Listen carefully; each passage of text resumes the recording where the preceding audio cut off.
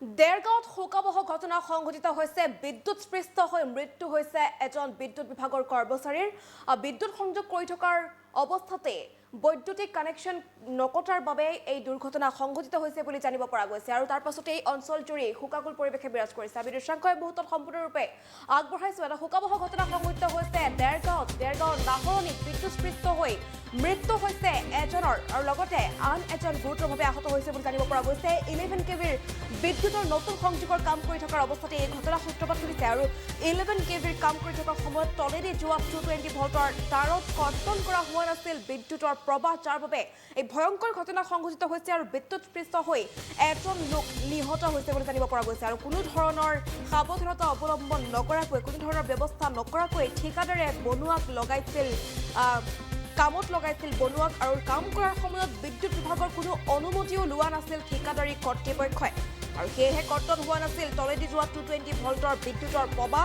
আৰু সম্পূৰ্ণ ঠিকাদাৰী পক্ষৰ গাফিলতিৰ বাবে এনেধৰণৰ ঘটনা সংঘটিত হোৱাৰ অভিযোগ উত্থাপন হৈছে। এতিয়া নিহত আৰু আহত এজনৰ নাম বৰ্তমান পৰ্যন্ত জানিব পৰা হোৱা নাই আৰু আহতজনক ততাতৈয়াকৈ গোলাঘাটৰ চিকিৎসালয়লৈ প্ৰেৰণ কৰা হৈছে। অঞ্চলজুৰি শোকাকুল পৰিৱেশে বিৰাজ কৰিছে, চাঞ্চল্য বিৰাজ কৰিছে, যিহেতু সম্পূৰ্ণ ঠিকাদাৰী পক্ষৰ গাফিলতিৰ বাবে এই ঘটনা সংঘটিত হৈছে, কিয়নো কোনো ধৰণৰ ছেফটিৰ ব্যৱস্থা নকৰাকৈ ঠিকাদাৰে বনুৱা লগাইছিল কাম কৰিবৰ বাবে। 11 কেবিৰ কাম কৰি থকাৰ সময়তে এই ঘটনা সংঘটিত হৈছে, কিয়নো তলেদি যোৱা 220 ভল্টৰ তাৰত কৰ্তন কৰা হোৱা নাছিল বিদ্যুতৰ প্ৰবাহ, যাৰ বাবে এই ভয়ংকৰ ঘটনা সংঘটিত হৈছে আৰু কাম কৰাৰ সময়ত বিদ্যুৎ বিভাগৰ কোনো অনুমতি নোলোৱাৰ অভিযোগ ঠিকাদাৰী কৰ্তৃপক্ষৰ বিৰুদ্ধে আৰু সেয়েহে কৰ্তন কৰা হোৱা নাছিল তলেদি যোৱা 220 ভল্টৰ বিদ্যুতৰ প্ৰবাহ আৰু তাৰ পাছতে এই ভয়ংকৰ ঘটনা সংঘটিত হৈছে। বিদ্যুৎস্পৃষ্ট হৈ এজন নিহত হৈছে আৰু শোকাকুল পৰিৱেশে বিৰাজ কৰিছে। এতিয়া দেৰগাঁৱত শোকাবহ ঘটনা সংঘটিত হৈছে। আমি পুনৰবাৰ জনাই আছো, দেৰগাঁৱৰ নাহৰণিৰ ঘটনা এয়া। বিদ্যুৎ সংযোগৰ কাম কৰি থকাৰ অৱস্থাতে ভয়ংকৰ ঘটনা সংঘটিত হৈছে।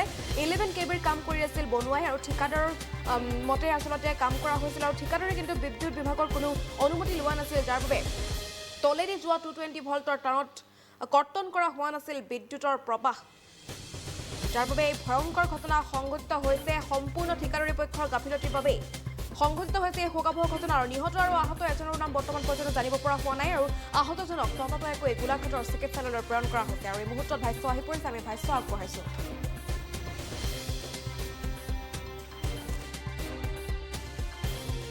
অৱস্থাত আমি আচৰিত হৈছিলোঁ, তলত লাইন থকাৰ অৱস্থাত তেওঁলোকে ওপৰত কেনেধৰণে কাম কৰিছে। এজনক মই সকীয়াইও দিছিলোঁ যে লাইনটোতো আছে, তেনেকুৱা অৱস্থাত তোমালোকে যে কাম কৰি আছে। সিহঁতে কোনো ৰেচপণ্ড নকৰিলে কথাষাৰ।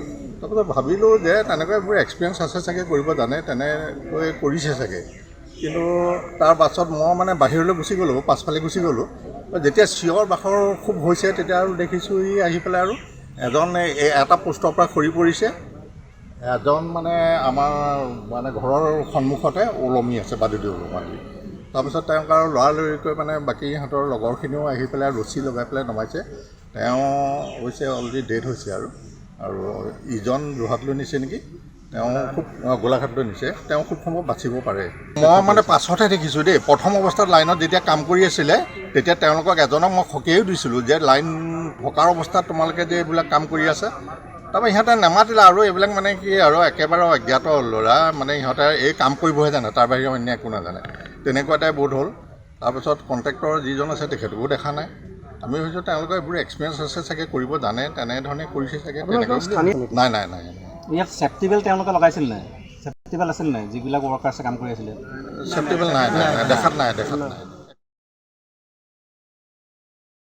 যিকোনো খবৰৰ বাবে যোগাযোগ কৰক আমাৰ এই নম্বৰত 7099017330 আৰু 7099017110। যিকোনো খবৰৰ